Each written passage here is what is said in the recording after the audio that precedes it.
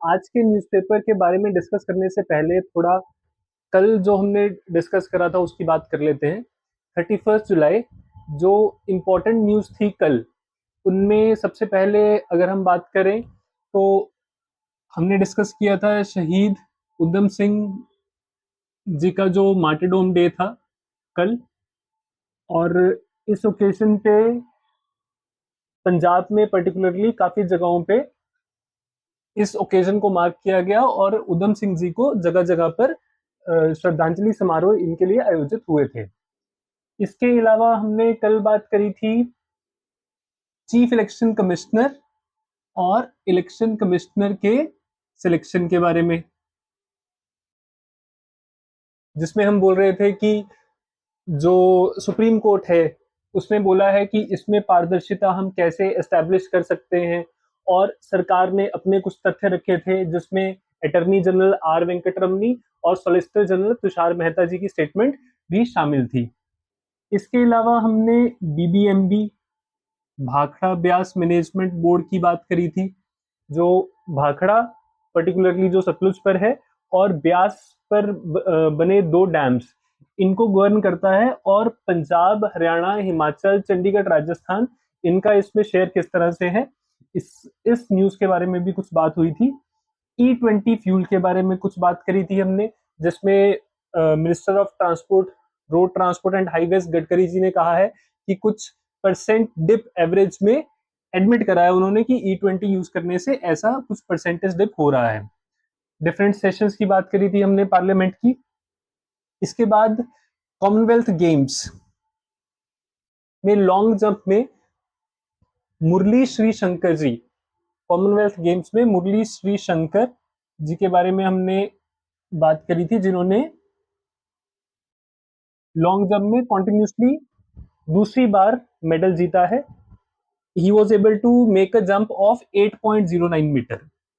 इसके अलावा 100 metre para sprint में भी जो हमारे कंट्री के रिप्रेजेंटेशन रहा है वो काफी अच्छा रहा है।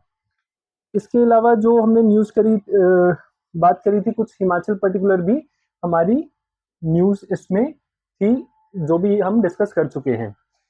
इसके बाद अभी हम चलते हैं आज के न्यूज पे 1 अगस्त और स्टार्ट करते हैं आज की पहली न्यूज के बारे में discussion. So today's first news is government has said that Kartarpur Sahib corridor will remain shut for the time, और इसको ओपन करने का अभी प्लान नहीं है। इसके बारे में गवर्नमेंट ने, सेंट्रल गवर्नमेंट की तरफ से स्टेटमेंट आया है। तो करतारपुर साहिब कॉरिडोर, तो पहला हमारा आज का टॉपिक ऑफ डिस्कशन है Kartarpur Sahib corridor to remain shut.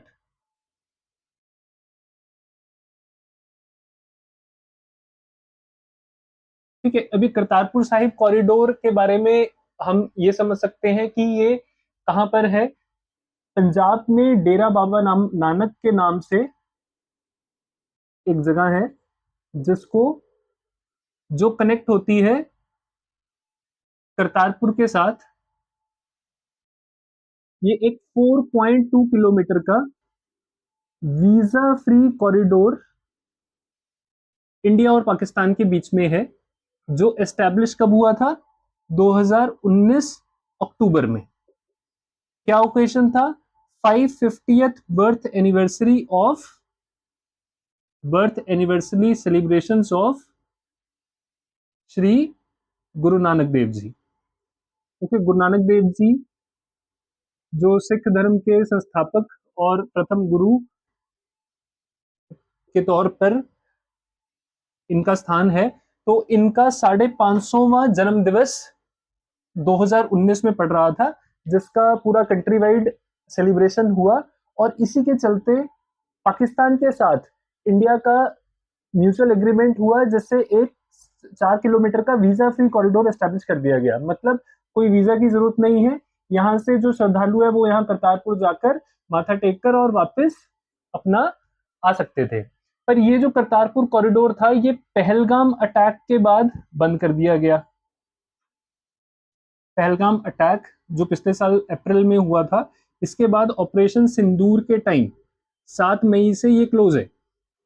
हालांकि पिछले साल भी गुरु नानक देव जयंती पर करतारपुर में लोग, मतलब जो श्रद्धालु थे वो गए थे, पर ये जो कॉरिडोर है करतारपुर साहिब कॉरिडोर, वो अभी भी क्लोज है। तो यहाँ पे जो करतारपुर है, it is the place where Guru Nanak Dev ji state. मतलब ये करतारपुर जो जगह है, गुरु नानक देव जी ने अपना प्रीचिंग करने के बाद 1469 में गुरु नानक देव जी का बर्थ रहा, और 1539 तक जो इनका टाइम पीरियड था, इसमें इनिशियली कुछ टाइम तक प्रीचिंग करने के बाद डिफरेंट डिफरेंट एरियाज में, उसके बाद ये करतारपुर में सेटल हो जाते हैं। तो Kartarpur, Kartar means, this word is for God, मतलब भगवान का रहने का स्थल। इस नाम से ये जगह एस्टेब्लिश होती है, जहां पे गुरु नानक देव जी अपना फाइनल जो समय है वो यहाँ पे एक सेटल्ड लाइफ स्पेंड करते हैं। और यहीं पे दूसरी जो सिख धर्म से रिलेटेड और भी काफी सारी चीजें यहाँ पे उनसे, उनके साथ जुड़ी इस समय होती है। और यही Kartarpur is the final resting place, या फिर हम बोल सकते हैं कि ज्योति ज्योत समा गए गुरु नानक देव जी यही करतारपुर में 1539 में। तो उस जगह पर एक मीन्स मीन्स स्मरणीय एक स्थल है। और यहाँ पर एक गुरुद्वारा जो है, वहां पर श्रद्धालु, खासकर सिख धर्म से और इवन मुस्लिम धर्म से भी श्रद्धालु, और हिंदू धर्म से तो हम मीन्स जाते ही मतलब हिंदू सिख मुस्लिम सभी के लिए ये एक सेक्रेट प्लेस हम बोल सकते हैं, पर्टिकुलरली फॉर सिखिज्म। ठीक है, तो ये जो कॉरिडोर है अभी बंद रहेगा, इसको खोलने का कोई प्लान नहीं है, पर जो भी गुरु नानक देव जी का बर्थ एनिवर्सरी रहेगा तो उसमें हो सकता है श्रद्धालु जाएं, पर ये कॉरिडोर वो यूज नहीं कर पाएंगे। तो ऐसा आप ये हम जान सकते हैं। फर्स्ट न्यूज आज का जो है वो करतारपुर साहिब कॉरिडोर के बारे में रहा है। Now moving on to the second one.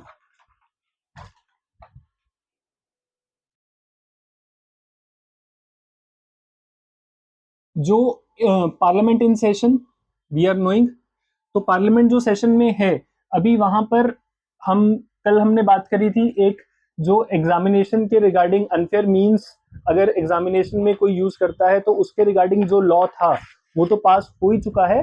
इसके अलावा और भी कुछ प्रोसेसेस पार्लियामेंट में गोइंग ऑन, जैसे बर्थ एंड डेथ रजिस्ट्रेशन के रिगार्डिंग एक बिल पास हुआ है, जिसमें कुछ गाइडलाइंस में चेंजेस करा गया है कि जो बर्थ है, डेथ है, वो टाइमली कैसे रजिस्टर हो पाए। इसके साथ ही एक प्रिविलेज मोशन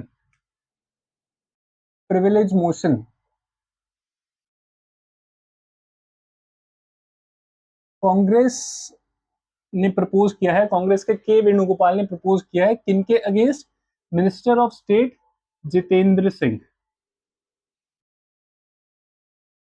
अब यहाँ पे प्रिविलेज मोशन के बारे में हम जान सकते हैं, और ये रूल 222 के अंडर ऑफ लोकसभा ये प्रेजेंट करा गया है, किनको? के वेणुगोपाल जी के द्वारा, किनको? स्पीकर को।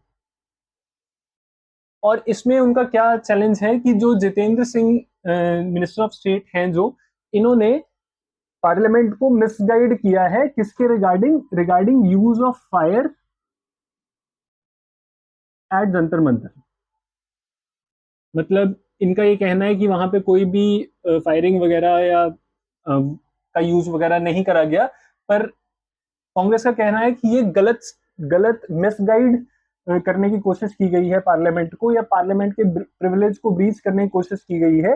तो इसलिए उनके अगेंस्ट उन्होंने एक प्रिविलेज मोशन का डिमांड करा है। ठीक है, तो ये पार्लियामेंट के रिगार्डिंग जो it is going on, monsoon session जो पार्लियामेंट के चल रहा है, तो उसमें ये न्यूज रही है। So they are saying mislead parliament, Congress privilege motion against minister of state Jitendra Singh over no firing claim. ठीक है, तो ये एक अगली न्यूज हो जाती है। तो करतारपुर साहिब कॉरिडोर के बारे में हमने जाना, दूसरा प्रिविलेज मोशन पार्लियामेंट का, उसके बारे में हमने बात करी। ठीक है, अब तीसरी हम बात यहां पे करने जा रहे हैं, दैट इज रिगार्डिंग फवारा यूपीआई डिजिटल पेमेंट जो शुरू हुआ है। ओके, ये फव्वारा क्या है? This is the UPI like service of Maldives. Maldives का इंस्टेंट पेमेंट सर्विस है, इंस्टेंट पेमेंट सर्विस इस नाम से, फवारा के नाम से। और ये जो फवारा है, ये हमारे यूपीआई जो इंडिया में हम यूज कर रहे हैं उसके साथ ये मींस ज्वाइंट हो गया है। तो मतलब अगर कोई भी इंडिया में यूपीआई सर्विसेज यूज कर रहा है तो वो फवारा नेटवर्क के साथ उसका इंटीग्रेशन हो सकता है और मालदीव जाकर भी आप यूपीआई की तरह ही पेमेंट कर सकते हैं। तो ये मालदीव्स मॉनेटरी अथॉरिटी ने इसके बारे में बताया है। ठीक है, तो फवारा यूपीआई इंटीग्रेशन कहाँ पे? मालदीव्स में। मालदीव्स हमारे मींस कंट्री के जो साउथ में किस लोकेशन पर है यहाँ पे आप देख सकते हैं। Okay, then moving on, CWG। ठीक है, तो अगली न्यूज की हम बात करते हैं CWG के बारे में। कॉमनवेल्थ गेम्स चल रही हैं, तो कॉमनवेल्थ गेम्स में फिर से कुछ फील्ड्स में सराहनीय प्रदर्शन इंडियन प्लेयर्स के द्वारा हुआ है, जिसमें हम सबसे पहले बात कर सकते हैं जूडो की। तो कॉमनवेल्थ गेम्स में जूडो जो गेम है 1990 से चल रहा है, पर जूडो में इंडिया के पास कभी भी, India was not able to bag a gold medal in judo. तो जूडो जो प्लेयर्स हैं उनको हम जूडोका के नाम से बोलते हैं, जैसे बॉक्सिंग करने वाले को बॉक्सर, तो जूडोका जो है जूडो प्लेयर्स जो होते हैं। तो two judo players, first one is Asmita day.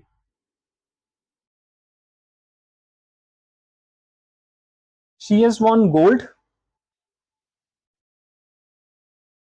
and she has become the first judo player to get a gold. Okay, और मेल कैटेगरी में भी साइमल्टेनियसली गोल्ड हासिल कर पाए हैं कौन? Harsh Singh, first male. ठीक है, तो आप इनका फोटोग्राफ देख सकते हैं। अस्मिता डे और Harsh Singh, they have won gold medals in judo, that is first time in Indian history of Commonwealth Games. ठीक है, इसके बाद Lovepreet Singh, Lovepreet Singh weight lifting from Amritsar, इन्होंने भी वेट लिफ्टिंग में सिल्वर मेडल हासिल किया है। Lovepreet Singh, silver in weight lifting. ठीक है, तो ये तीन प्लेयर्स के बारे में मेंशन रहा है। और इसके अलावा yes, Seema Punia, bronze discus throw.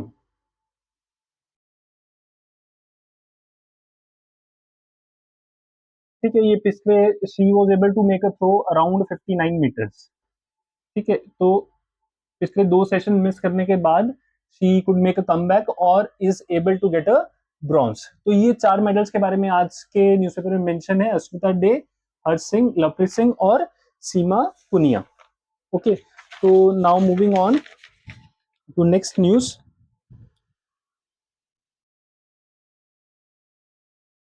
Okay, so we have discussed Kartarpur Sahib corridor first, then we discussed regarding that parliament breach, privilege breach that has been proposed। उसके बाद फिर हमने बात करी थी फवारा यूपीआई और कॉमनवेल्थ गेम्स। अब आगे चल रहे हैं। There was news regarding PM Kisan योजना,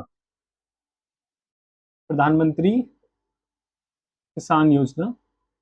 ठीक है, तो पीएम किसान योजना जो है, पीएम किसान सम्मान निधि, पीएम किसान सम्मान निधि। ठीक है, पीएम किसान, किसान सम्मान निधि, पीएम किसान सम्मान निधि। ठीक है, इसके बारे में जैसा ये बहुत ही फेमस एक स्कीम है सेंट्रल गवर्नमेंट की, जिसमें ₹6,000 per month, per year sorry, ₹6,000 per year जो छोटे किसान हैं उनको गवर्नमेंट डायरेक्ट ट्रांसफर करती है। कैसे? इंस्टॉलमेंट्स ऑफ रुपीज 2,000 ईच, 2,000 रुपए की 3 इंस्टॉलमेंट्स फार्मर्स के खाते में डायरेक्ट ट्रांसफर होता है। तो दिस इज पीएम किसान योजना। ठीक है, तो ये जो पीएम किसान योजना है कब शुरू हुई थी? 24 फरवरी 2019 को ये फॉर्मली लॉन्च की थी प्रधानमंत्री ने। कहां से? गोरखपुर से। गोरखपुर कहां है? यूपी में। ठीक है, 24 फरवरी 2019 को लॉन्च करी थी और सो फार 23 इंस्टॉलमेंट्स इससे जा चुकी हैं और 9 crore plus farmers benefited from last instalment. ठीक है, जो आखिरी इंस्टॉलमेंट है उसमें 9 करोड़ से भी ज्यादा फार्मर्स को इसका डायरेक्ट बेनिफिट गया। ठीक है, तो ये पीएम किसान योजना के बारे में क्या मेंशन रहा है? कैबिनेट ने अगले 5 साल के लिए इसको एक्सटेंड कर दिया है। 5 साल के लिए एक्सटेंड कर दिया इस स्कीम को, मतलब 2026-27 सेशन से 2030-31। ठीक है, ऐसा मेंशन रहा है कि इतना इन्होंने इसको कंटिन्यू करने का मींस अप्रूवल दे दिया है कि जो पीएम किसान योजना है जो भी इसका टाइम पीरियड था वो 5 साल और बढ़ा दिया गया है। तो 2030-31 तक ऐसा ही ये पीएम किसान योजना चलती रहेगी और जो छोटे किसान है रजिस्टर्ड वो डायरेक्ट ऐसा बेनिफिट उनको मिलता रहेगा। तो ये कैबिनेट के रिगार्डिंग ऐसा न्यूज रहा है। मूविंग ऑन, इसके बाद जो खेलो इंडिया स्कीम है, खेलो इंडिया स्कीम और वी आर हैविंग खेलो भारत नीति। ठीक है, कैबिनेट ने एक और अप्रूवल दिया है, वो किस चीज का? कि जो फंड्स हैं वो इंक्रीज कर दिए हैं जो स्पोर्ट्स फेडरेशन को मिलने वाले हैं। तो जो नेशनल स्पोर्ट्स फेडरेशन है उनका फंडिंग इंक्रीज हो जाएगा अगले 5 साल के लिए। क्यों? ताकि जो स्पोर्ट्स है वो खेलो इंडिया, खेलो भारत नीति, खेलो भारत नीति जो कि 2025 की है और एनईपी जो कि 2020 का है। ठीक है, इसके साथ अलाइन करते हुए इसमें जो इन्वेस्टमेंट है इंक्रीज करने का डिसीजन लिया गया है। तो खेलो इंडिया स्कीम, एक्सपैंडेड खेलो इंडिया स्कीम, तो खेलो इंडिया स्कीम इससे एक्सपैंड होने वाली है। मतलब जो नेशनल स्पोर्ट्स फेडरेशन है उनको जो भी गवर्नमेंट प्रोवाइड कर रही है फंड्स वो इंक्रीज होने वाले हैं। पर्टिकुलरली हम ये भी जानते हैं कि 2030 में कॉमनवेल्थ गेम्स होने वाले हैं। कहाँ पे? गुजरात में के अहमदाबाद में। ठीक है, 2030 में कॉमनवेल्थ गेम्स होने वाले हैं and this will be the 100th year of Commonwealth games. तो कॉमनवेल्थ गेम्स होने वाले हैं 2030 में अहमदाबाद में और इसके साथ ही 2036 का ओलंपिक रिप्रेजेंटेशन भी इंडिया दे रहा है। मतलब India is planning to get this 2036 Olympics का उनको होस्ट मिल जाता है इंडिया को, तो इसके लिए भी इंडिया रिप्रेजेंटेशन दे रहा है। तो इन समय तक जो हमारा स्पोर्ट्स नेटवर्क है या जो प्लेयर्स हैं उनमें मींस वर्ल्ड क्लास डेवलपमेंट करने के लिए तो ऐसा इन्होंने डिसाइड करा है, कैबिनेट ने डिसाइड करा है। तो कैबिनेट के रिगार्डिंग हमने एक देख लिया कि पीएम किसान को उन्होंने 5 साल के लिए बढ़ा दिया। उसके बाद हमने देखा कि खेलो इंडिया स्कीम में भी उन्होंने अपना इन्वेस्टमेंट इंक्रीज कर दिया है। इसके साथ ही कैबिनेट ने एक और बात करी, वो क्या थी? That was they have approved. अब कैबिनेट, ओके, कैबिनेट हम किसको बोल रहे हैं? जो यूनियन कैबिनेट है, मतलब प्रधानमंत्री, prime minister and it's cabinet, prime minister और जो उनके मंत्री मंडल है इसको हम कैबिनेट बोलते हैं और इसको हम एग्जीक्यूटिव भी बोल देते हैं क्योंकि जो डायरेक्ट जो मींस काम ये करवाते हैं वो मींस किसी भी डिपार्टमेंट के वो डायरेक्ट इनके थ्रू रहते हैं। They are called the executive although they are part of legislature. ठीक है, तो इनको हम ऐसा देख सकते हैं। तो इसके बाद कैबिनेट ने एक और अप्रूवल दिया है, मतलब हम ऐसा बोल सकते हैं कोई भी स्कीम, कोई भी चीज आती है सबसे पहले कैबिनेट उसको अप्रूवल करता है, तभी वो लोकसभा या राज्यसभा में उसको लाया जाता है और जो भी फर्दर प्रोसेस है वो होता है अगर जरूरत है। अदरवाइज कैबिनेट के लेवल पर ही काफी सारी चीजें होती हैं। सो कैबिनेट अप्रूव्ड प्रधानमंत्री सूर्य सरोवर योजना। सूर्य सरोवर योजना। अब ये सूर्य सरोवर योजना क्या है? जैसा हम देखते हैं कि we are having man made lakes and reservoirs, even man made और नेचुरल, कुछ लेक्स रिजर्वॉयर ऐसे हैं कि वो बहुत बड़े बड़े एरियाज हैं, ठीक है, और उनमें देर इज अ प्लान कि वहां पर फ्लोटिंग सोलर पैनल्स लगाए जाए और वहां पर बिजली प्रोड्यूस कर सके हम उनसे, ठीक है। तो ऐसा फ्लोटिंग सोलर पैनल्स ऐसा नहीं है दैट ये फर्स्ट टाइम होने जा रहा है। जो फ्लोटिंग सोलर प्रोजेक्ट्स हैं वो पहले से Omkareshwar floating solar park, Madhya Pradesh में ओंकारेश्वर जो जगह है, ओंकारेश्वर फ्लोटिंग सोलर पार्क,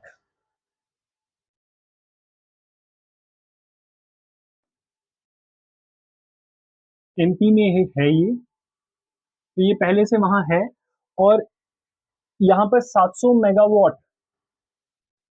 का इलेक्ट्रिसिटी प्रोडक्शन होता है। तो अब गवर्नमेंट प्लान कर रही है कि 5 गीगावाट का एडिशन किया जाए by 2030 through this scheme, PM Surya Sarovar Yojana. तो इसमें कुछ ऐसा है, हर एक 1 मेगावाट इंक्रीज के लिए 1 crore central government will be investing, और plus 50 lakh is for another purpose they have decided for every 1 megawatt.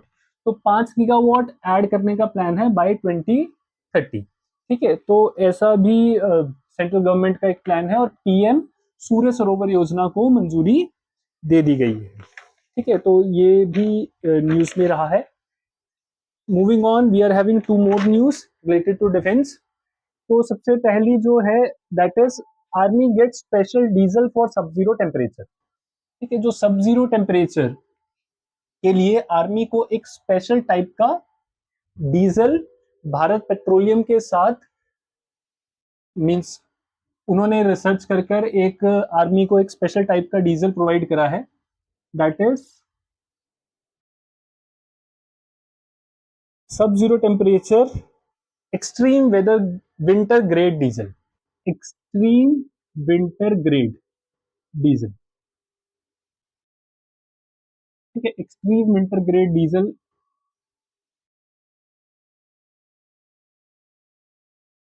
Army को मिला है। ये सब जीरो टेम्परेचर्स में ऑपरेट कर सकता है, even up to -42 degree Celsius. अब क्या होता है, जैसा आप यहाँ देख सकते हैं, जो हमारे हिली टेरेन्स हैं, मीन्स एक्सट्रीम वेदर जहां पर है, जो ट्रांजिट हिमालयस का हम पार्ट बोल सकते हैं, जैसे जम्मू कश्मीर में लद्दाख, जम्मू कश्मीर ना कहकर लद्दाख का जो रीजन है, इसके अलावा हिमाचल के जो अपर रीजन है, उत्तराखंड के रीजन है, प्लस सिक्किम और अरुणाचल प्रदेश के जो अपर रीजन है, वहां पर जो टेम्परेचर है बहुत कम टेम्परेचर में आर्मी पर्सनल आर ऑपरेटिंग। तो यहाँ पर जो व्हीकल्स रहते हैं उनमें जो नॉर्मल डीजल यूज हो रहा है, तो उसमें क्या करना होता है उनको, दे हैव टू इग्नाइट और they have to start their vehicles every 2 hours, 24/7, ठीक है। मतलब हर 2 घंटे के बाद उनको अपना व्हीकल स्टार्ट करना पड़ता है वहां पे। अगर ऐसा नहीं किया जाएगा तो फिर जो वो डीजल है वो जम जाएगा और वो काम का नहीं रहेगा, ठीक है। तो ऐसा वहां पर करना पड़ता है, तो ऑब्वियसली उसमें काफी मैन पावर भी यूज होती है।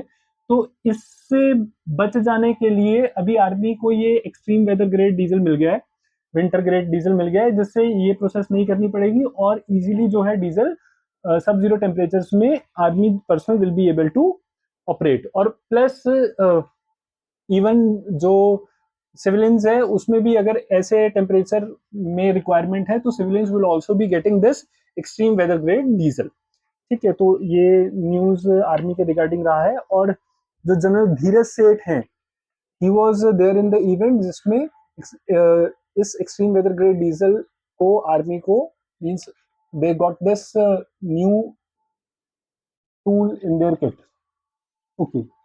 So moving on to the final news of today, and not the last but very important, that is, it was the ex-army chief